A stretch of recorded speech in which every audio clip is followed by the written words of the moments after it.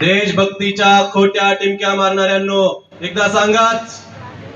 देशभक्तीच्या खोट्या टिमक्या मारणाऱ्यांनो एकदा सांगाच, नेमकं तुमचं ह्या देशासाठी काय योगदान आहे? देशभक्तीच्या खोट्या टिमक्या मारणाऱ्यांनो एकदा सांगाच, नेमकं तुमचं ह्या देशासाठी काय योगदान आहे? अरे पुनर्जन्मावरती आमचा विश्वास नाहीच, पण बाबासाहेबांचा दुसरा जन्म म्हणजेच संविधान आहे. संविधान आहे. त्या संविधानाची कविता सादर करतोय. संघर्ष.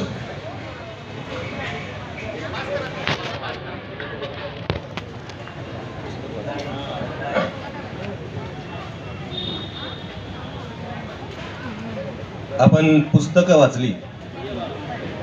पुस्तकं वाचली, घरात पुस्तकांची रद्दी साचली, म्हणून आपण माणसात आलो का? आपण पुस्तकं वाचली, घरात पुस्तकाची रद्दी साचली, म्हणून आपण माणसात आलो का? आपण शिक्षण घेतलं, नोकऱ्या घेतल्या, डिग्र्या मिळवल्या, अंगावरती सोनं नाणं घातलं, आलिशान घर घेतलं, म्हणून आपण माणसात आलो का? गावखेड्यातून शहरात, वस्तीतून कॉलनीत आणि ॲट्रोसिटीतून मेट्रो सिटीत आलो, म्हणून आपण माणसात आलो का? तर अजिबात नाही. प्रत्येकाने काळजात कोरून ठेवायचंय की या देशात डॉक्टर बाबासाहेब आंबेडकर जन्माला आले, म्हणून आपण माणसात आलो. संविधानाचा संघर्ष.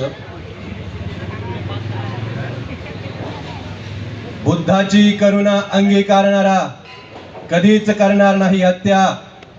बुद्धाची करुणा अंगीकारणारा कधीच करणार नाही हत्या, आणि बाबासाहेबांचा संघर्ष जाणणारा कधीच करणार नाही आत्महत्या. कधीच करणार नाही आत्महत्या.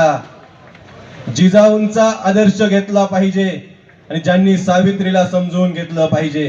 जिजाऊंचा आदर्श घेतला पाहिजे, सावित्रीला समजून घेतलं पाहिजे. त्या मुरुया बनवून फिरतात जेजुरीच्या गडावर, त्या मुरुया बनवून फिरतात जेजुरीच्या गडावर, म्हणून आजचा शिवाजी, आजचा ज्योतिबा नोटा उधळतोय, चिट्ट्या मारतोय तमाशाच्या फडावर.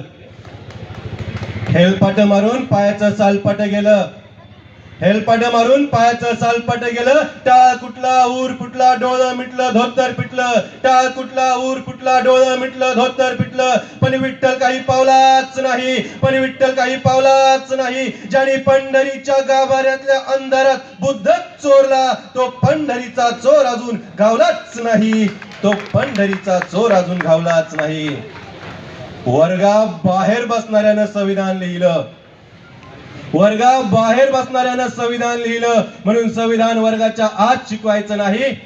वर्गाबाहेर बसणाऱ्यानं संविधान लिहिलं, म्हणून संविधान वर्गाच्या आत शिकवायचं नाही. अरे असली कसली शाळा आहे, फळ्यासारखा इथं माणसांच्या मनाचा रंग सुद्धा काळा आहे.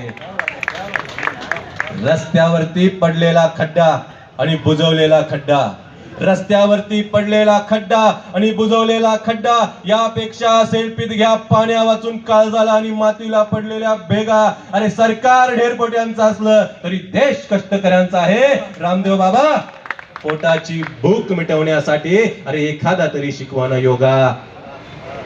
बेडकाचं लग्न लावणाऱ्या आणि आंबे खाऊन पोरं काढणाऱ्या, बेडकाचं लग्न लावणाऱ्या, आंबे खाऊन पोरं काढणाऱ्या आणि दगडाला थंडीताप भरला म्हणून तपासणाऱ्या देशात माणसाच्या पोटी सुद्धा जन्माला येतील दगड, माणसाच्या पोटी सुद्धा जन्माला येतील दगड. अरे मिठीत घेऊन पोटात घुसून पाठीत खंजर खुपसला, अरे माणसा आता तरी डोळे उघड.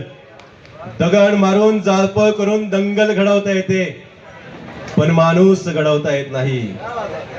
दगड मारून जाळपोळ करून दंगल घडवता येते, पण माणूस घडवता येत नाही. अरे ज्यांच्या विचारांचा पायाच मजबूत नसतो त्यांना क्रांतीचा कळस चढवता येत नाही, त्यांना क्रांतीचा कळस चढवता येत नाही. राजकारणात समाजकारण, समाजकारणात राजकारण, राजकारणात समाजकारण, समाजकारणात राजकारण, सारी सारी गजगज नुसतंच झाले गजकरण. राजकारणात समाजकारण, समाजकारणात राजकारण, सारी सारी गजगज नुसतंच झाले गजकरण. काल फक्त संविधान वाचण्याचा प्रश्न होता, काल फक्त संविधान वाचण्याचा प्रश्न होता, आज संविधान वाचवण्याचा प्रश्न आहे. म्हणून माझ्या कवितेच्या सुरुवातीला बुद्धाची करुणा आणि बाबासाहेबांचा संघर्ष आहे, बाबासाहेबांचा संघर्ष आहे, बाबासाहेबांचा संघर्ष आहे. जय भीम. बाबासाहेबांच्या महापरिनिर्वाण दिनाच्या या आठवड्यामध्ये 1 तारखेपासूनच आपली माणसं येतात आणि येत राहतात. अगदी 7-8 तारखेपर्यंत सगळा कारभार इथे चालतो. आमची कवी मंडळी पण 1 तारखेपासून प्रत्येक ठिकाणी भेट देतात, प्रत्येक ठिकाणी कार्यक्रम करतात, कार्यक्रम सुरू असतात. बाबासाहेबांचे विचार पेरण्याचं काम करत असतो. बाबासाहेबांचे वेगवेगळे अँगल आपण सांगत असतो. असं सुमित गुणवंतने फार मोठा एक आलेख आपल्यासमोर मांडला चळवळीचा. या देशातले वास्तवता त्यांनी मांडली. खरं तर काल्पनिक लिहिणारे आम्ही लोकच नाही, आम्ही वास्तववादी लिहितो. आणि हे वास्तववादच लिहिणं म्हणजे सत्याचा मार्ग दाखवणं. हे सत्याचा मार्ग दाखवण्याचं काम उठाव साहित्य मंच करतच आहे आपल्या कवितेच्या माध्यमातून. पण भवतु शुभमंगलम अनेक चांगले बहुउद्देशीय उपक्रम राबवून वेगवेगळ्या स्तरावर त्यांनी आजपर्यंत 40 वर्षे जितके उपक्रम राबवलेत, वेगवेगळे काय समाजासाठी केलं, त्यांचा एक मोठा आलेख आहे. कधी तर शांतू डोळस आणि त्यांच्या सहकार्याने तो सगळा आलेख अगदी चित्रमय स्वरूपात किंवा लिखित स्वरूपात सगळ्या लोकांसमोर आणणं फार गरजेचं आहे. कारण एवढं मोठं प्रचंड काम केलेलं असताना ते बऱ्याचदा लोकांना माहीत होत नाही. कारण प्रसिद्धीपासून लांब राहणारी ही सगळी मंडळी, हे भवतु शुभमंगलमची सगळी मंडळ हे कधीही प्रसिद्धीसाठी पुढे करणार नाही. अगदी सुरुवातीपासून एक चेअर इथे रिकामी आहे. 2 मिनिटं शांतू डोळस इथे येऊन बसले, आपलं मनोगत व्यक्त करायला निघून गेले. हे अशी मंडळ आहे. त्यामुळे त्यांचं हे सगळं लोकांसमोर येणं फार गरजेचं आहे. आपल्या सगळ्यांच्या उपस्थितीमध्ये भवतु शुभमंगलमचा एक आतापर्यंतचा शिरस्ता आहे. जे धम्मदान देत आहेत त्यांचा जाहीरपणे उल्लेख या ठिकाणी होणं गरजेचं आहे.